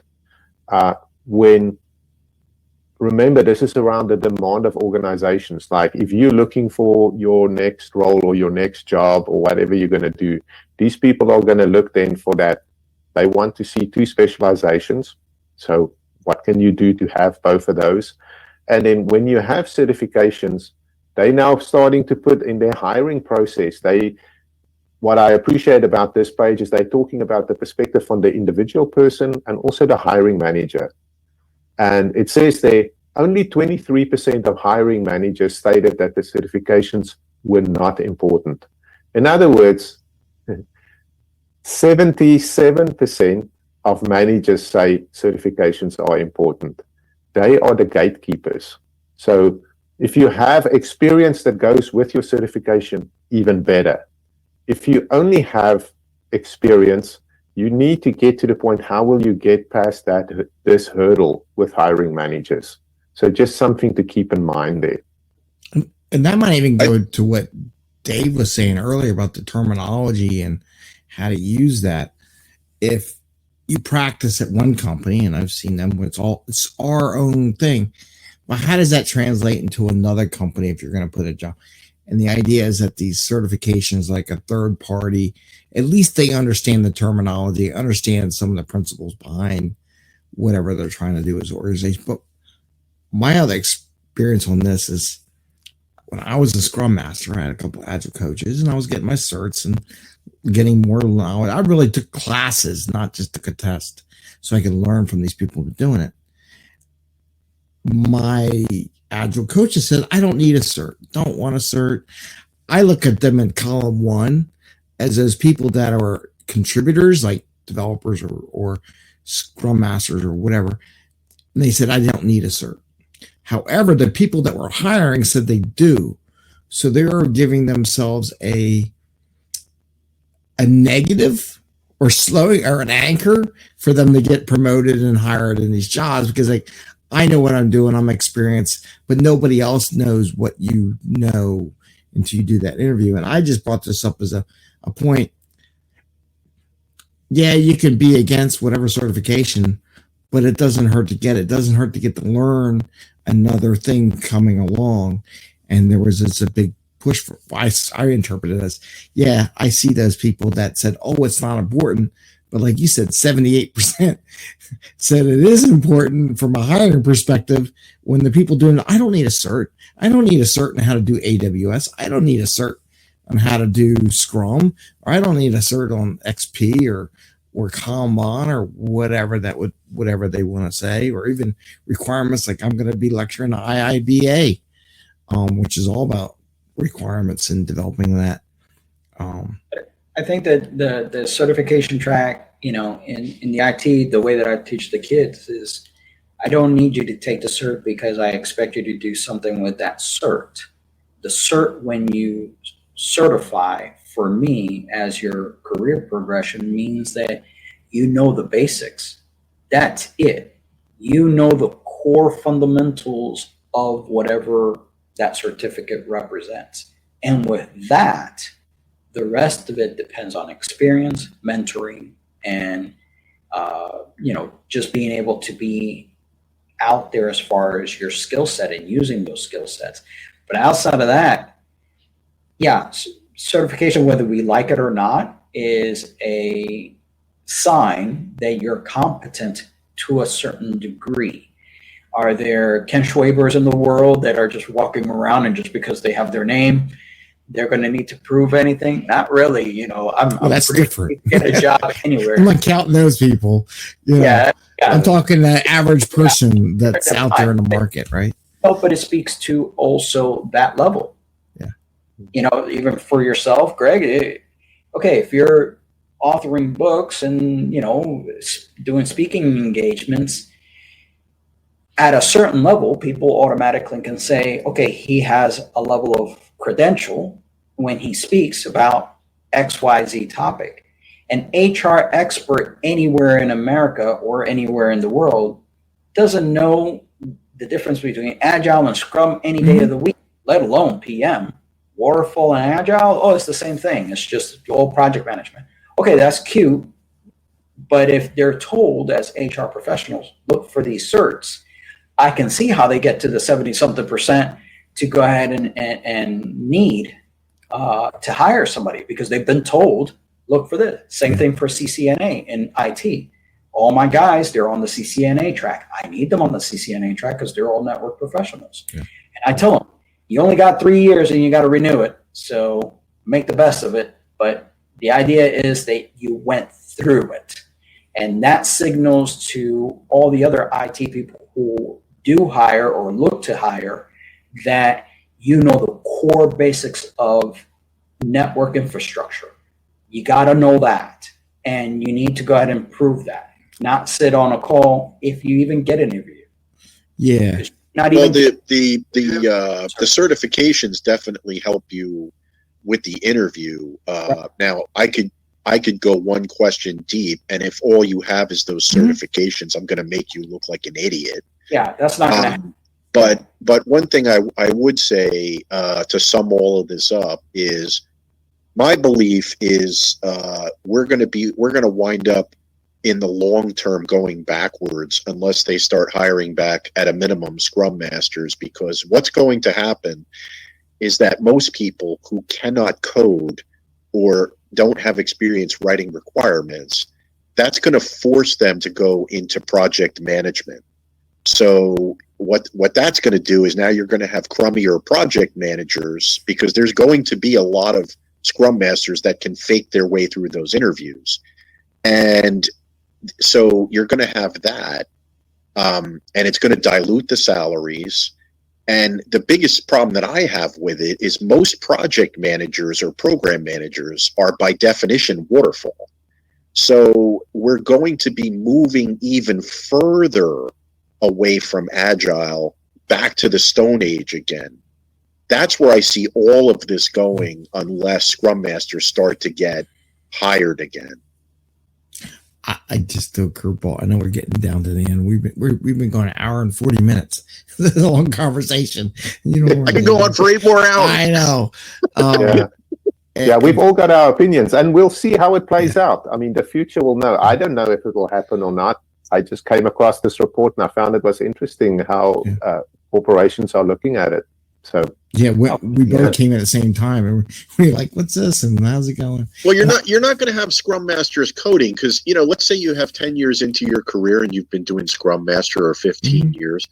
Even if you took like a coding boot camp or something like that, the first thing they're going to say to you is, okay, when did you last code? You're going to be like, humming. I mean, you're not going to be able to pass those coding exams from a boot camp. You're not going to be able to. So that means that Scrum Masters are going to have to figure something else to do. And what are they going to try to do? They're going to try to be a project manager or a program manager. So it's going to start diluting that side of things. Well, there's also, Dave, something I just want to share with you. I do know some Agile coaches that are really, really strong in the technical side. They actually call themselves technical Agile coaches, and they go in and sit and teach people how to do mob programming and actually coach people to become better coders in an Agile way. So people are already married, and these people have got 10, 20 years experience where they've been doing those pie-shaped things. They already exist in the world. I know that. And I've seen that position, and as a Scrum Master, and actually even as an Agile coach, I have tried to do that. And what I've seen is a hell of a lot of pushback, more so than a Scrum Master. And the reason for that is because the developers inherently don't look at a Scrum Master as someone to help them with the code. Even though many of them can do that, there's by definition almost a level of disrespect. But what I will say is that the lead developers will talk to you on the team, and they'll say, why are you sticking your nose into my area? You just stick with your Scrum Master stuff, and I'll stay out of the Scrum area. So that's what you're going to get when you try that. Because I have. Yeah, I've had great success with pair programming and mob programming, where actually people would invite them in. They wanted to learn from them. If I'm a programmer with 2 years experience, and I've got somebody with 20 years experience willing to come and sit with me for a day in and day out, and I can learn from them, I'm not going to say no to that. Why would I? Yeah. I just want to make one twist, because there was a comment maybe for another conversation, and maybe we'll have to do this another one. So Dave mentioned the shift some Scrum Masters going away, and there's some. I don't know if we talked enough about the reasons why the Scrum Masters are going away, just versus what does a Scrum Master offer. My question is, to shift it back, how do you sell, or promote that agile role, no matter what it would be, because it was like a whole group of people just got yanked, in a better way than we did prior, which caused all this angst in these corporations. So maybe that would be another topic where, okay, let's say we're in a point where we're shifting back. How do we build an agile community that doesn't result in what happened in this past couple of years, right? Maybe that would be a good conversation. I mean, the problem was already identified before. I mean, it's very clear that, back in the day when I started doing this, and even I was late to the game because I was a developer, but I can tell you that the people who were in Scrum in those early days probably used to be developers. They were looking for another path. They wanted to get out of developing. I'm somebody like that. I did it for 15 years and I hate it now. And it just got, eventually it got saturated. If you just do some quick searches, right? There's like three major questions that people say. And it was said here before. Do I need to be technical to be a Scrum Master? How much money does a Scrum Master make? How much money does an Agile coach make? Can I work remotely? These are the four or the three questions that had a lot of people looking at this who had no business being in that. And I've used this example before. If I'm an accountant, okay, and I have no accounting experience, are you going to hire me to be an accounting manager or a comptroller? I don't think that you are. I don't even think that resume would even make it past ATS. But for some reason, I don't exactly understand the reasons, but for some reason, people think that anybody can be an Agile coach or a Scrum Master. The bar is that low. But I can tell you that, when this was starting and even 10 years into it, the people that I had met that were doing this as a full-time job, they really knew what they were doing and they were passionate about it. It wasn't about, I want to work from home because I need to take care of my kids. That wasn't the reason that people did this. They did it because they were like, you know what, I want to get out of coding, but I still kind of want to be in coding. That was really the answer to it. And I'm the same way. I wanted to get out of coding, but I still wanted to sort of be in coding, and I wanted to help coders. Yeah. But you have people that, like nurses and teachers, what the hell are they doing in here? Come on, what the hell are they doing in here? Well, I would say from nursing, I'm just going to defend nurses on that. If it was a medical product, maybe it's a good idea to have a nurse on the team. That's all I got to say. Yeah, look, my daughter's gonna be a nurse, and she said to me, "Daddy, I have no idea what the hell you." And I'm like, "That's good. You stay as a nurse." The thing is that depending. Scrum Masters could be in any industry and any area. So, the idea that it's just limited to tech is a non-starter, So putting that aside, yeah, sure, it's gotten saturated by individuals that perhaps are not qualified, but that happens in every industry. Like I said, we've been in IT, or those of you who have. But you know what? If I applied as an accounting manager, would someone even look at that resume? I don't think so. Right. I don't think they would. But I could say, I don't need to be an accountant. I'm just managing the accountants. Okay. I'm not doing the accountant. So maybe as a nurse, I could be an accounting manager. People would laugh at that. Right. But the thing is that, yes, it could go that route. For me, specifically to the topic at hand of just how the industry is changing, you're right. There's a lot of people who want to go and see if they could do remote or this or that to kind of find their way in. But there are those of us out here who have the chops and they have the experience and the years of battle scars out there doing IT in the middle of nowhere to say, how can I help you? I already did, all this time sweating it out.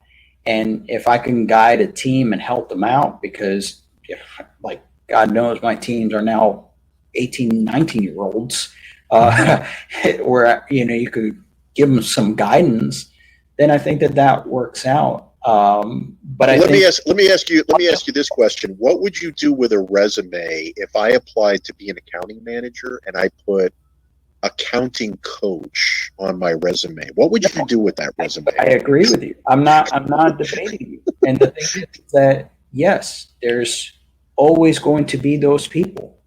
I know that there's people who apply for networking jobs and infrastructure jobs, and they don't even know what a 1U is on a server rack. Like, how is that a trip up question? Like, you need to know this right off the bat. If you don't know what a 1U is on a rack, you don't need to be in a data center, period. And that's just me, infrastructure guy. But I get it. But I think that in Scrum, it's young. It's going to go ahead and develop. It's going to go ahead and probably morph into something else. PM the waterfall era is slowly passing away. Yes, there's strongholds such as construction, for example. That's not going anywhere. You got to do construction. You're going to probably do waterfall. But I think I would actually argue that, and that's actually an example in the Scrum guide. I would actually argue that you can do construction much better specifically with Scrum. I'm not saying that you can't. I'm just saying as the industry and the market as it is right now. Correct. So concentration there as to just doing waterfall. Go ahead, Sammy. Yeah, so I was just going to say, so Dave, I'm discussing to everybody. So why do we think that when Ken Schreiber and when they were developing Scrum, why did they say that there was anybody can do it? I think that's the biggie question. Right, because they should. Because they say Scrum is lightweight, right? And they never put any prerequisite there. So now we are going again to start, making it look more technical. Just like Dave was saying, if you want to put an accountant, you must have some, accounting basics. But their idea was that anybody can do it. So do you know that when I took the PMP, do you know that when I took the PMP set of courses, I actually took those courses. On my first day, my teacher had said, by the way, you don't have to have experience in a domain. What we're going to teach you here is the generics of how to be a project manager. And guess what? You cannot get a job unless you've worked in those domains as a project manager. I can tell you because I've applied for those type of jobs. And you have to, like, let's say pharmaceutical. You try to get a job in pharmaceutical with no pharma on your resume, you're not even going to get an interview. I can tell you that. Yep. But when you take the classes, they tell you, we're just going to teach you how to be a generic project manager. And you try to tell them that, they don't care. They laugh at you. And the same thing with IT, by the way. If you want to be like an IT Scrum Master, here's the laughable part of this. You want to be an IT Scrum Master? If you don't have an IT background, they'll throw your resume in the garbage. There's all kinds of gatekeeping on those minimum standards that you have to have, like, I don't know what it is, CISP. You have to have all of these things as though you were a quote-unquote developer as defined in Scrum. You can't just get a job as a Scrum Master in IT without having those IT chops. So see, it doesn't work the other way. It only works one way. So is that pie, right? The way you're describing it is that pie. I got my Scrum and I got my ILT or whatever. That part, I think So if I get it here, we are all agreeing that there is a shift, because that's not what the current Scrum guy saying. There's a shift. No, but what I would say is that for the IT example that we were talking about, like, I have applied for Scrum IT jobs and never even got a phone call. And that's because I don't have any IT on my resume. I dare say it's always been like that. They might think you want to make too much money. Don't be surprised. And now we got the bots going on and stuff. But I just went into a world where I applied to a marketing company, agility and agile and marketing interview. We went through it, and I go, yeah, like what Gary Vee talks about in his marketing, how that would apply. Because I listen to what he has to say, and I go, oh, that's very similar to agile. It's very similar to Scrum. This thing he says, they had no idea who Gary Vee was. I'm like, he's a top social marketing person on the planet right now, and you're interviewing me about coaching marketing groups in agile, but yet you don't know who one of the marketing gurus is. I'm like, am I going to teach you what marketing's about?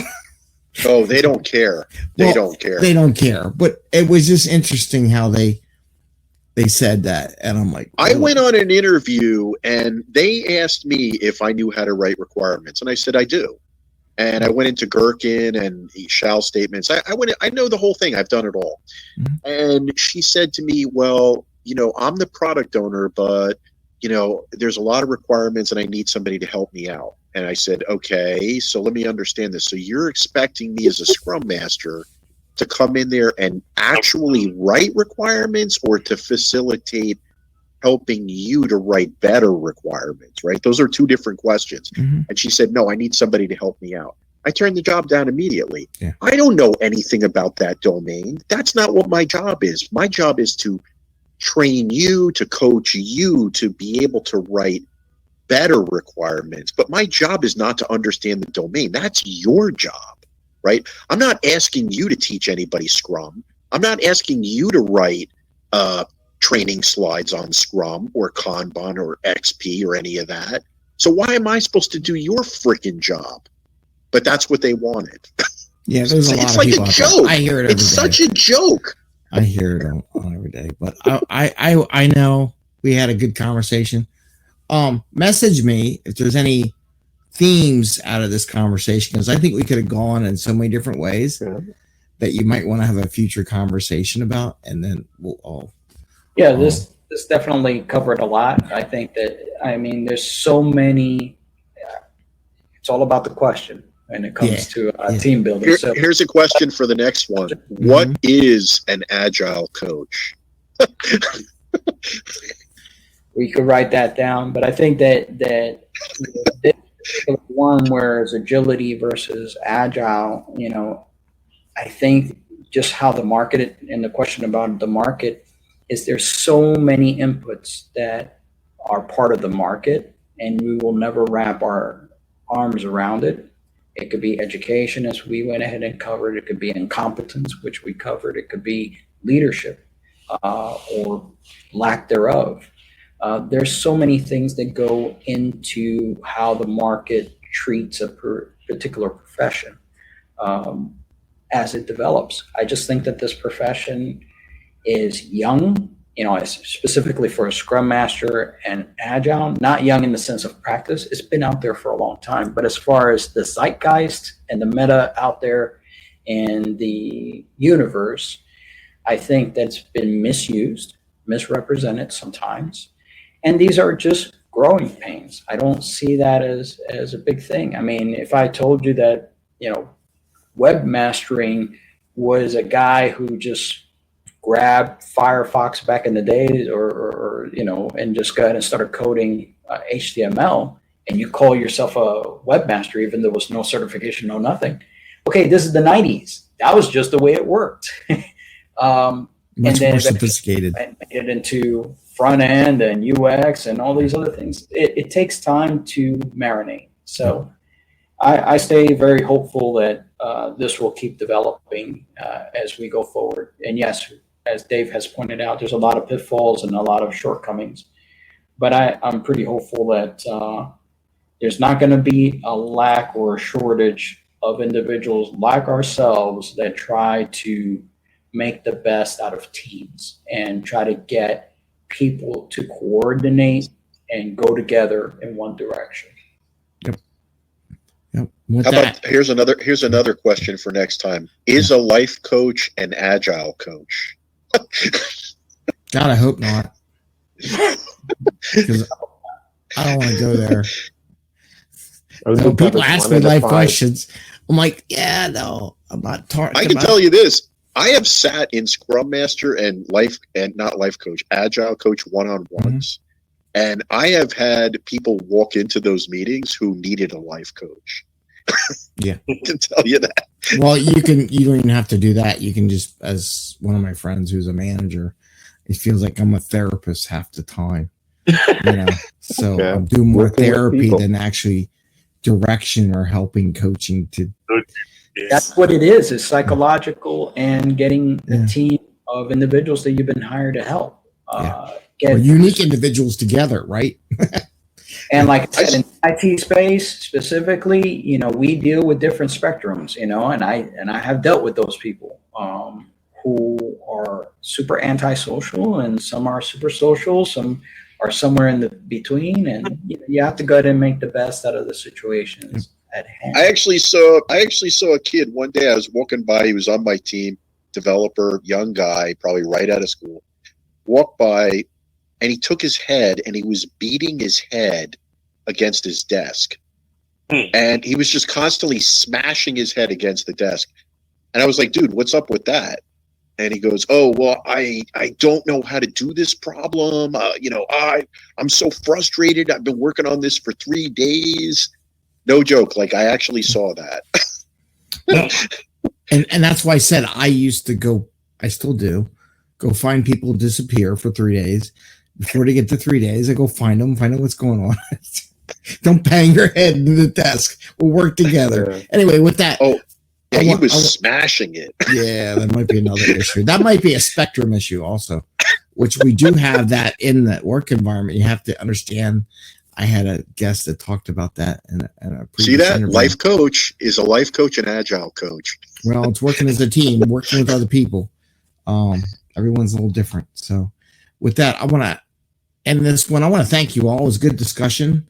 Again, highly encourage if you got topic areas splitting off from this meeting that you want to have a meetup discussion on it, I'm more than happy to host it and further that discussion. So I appreciate everyone's thoughts. How do we communicate with you? Is it just through Meetup?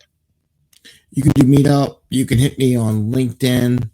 If you want, I do have a Slack channel that I created for the 5amMesterScrum program. Well, the Meetup, do you actually answer those? Because yes. What I've seen with Meetup, I don't know if people are not checking their whatever the inbox is, but I have written in-mail to specific people, and I never get a response. So I don't know if that goes through to your email. I don't know how it should. Works. I do for this group. I do. Okay. If I miss it, it's because it got lost in the minutia of stuff. But I check my Meetup because part of doing the cadence is I do it a lot. So I'm in the cadence of going in and checking, because when I set these up, it helps me like a Scrum getting that rhythm. So the more I do it, the more I see it. Some people don't go in on a regular basis. That would be one answer, but yeah, there's other things too. Like if you sign up for my newsletter what I do with my programming, you get free access to the Slack channel. So if you really wanted my attention, you get on the Slack channel and say, great, because it's a small universe and 14,000 connections or something like that, or 168 people in Meetup. But you have that capability. But yeah, just message me. You can do connect to 5amMesterScrum. You can hit me on LinkedIn. I'm pretty active in that, and I'll help bring that up to the group, and then I'll send it out in chat in the Meetup group I do worry that sometimes the Meetup stuff gets lost because I monitor it. Like I'll set up a meeting, I have my emails, and I'll see how it works. So, but if I can help facilitate it, I appreciate that. And William, I want to say special thanks out to you for coming in and helping me start this conversation. No, thank you for having me, Greg. I appreciate it. Yeah, and thank you for everybody sharing your thoughts and what's happening in your world around this. Yeah, so it was great. Thanks. Topic. Thank you all. Thanks a lot, guys. All right, And take care. hopefully we can stay in touch. Yes. Yeah. Thank you. Bye, guys. All right, bye.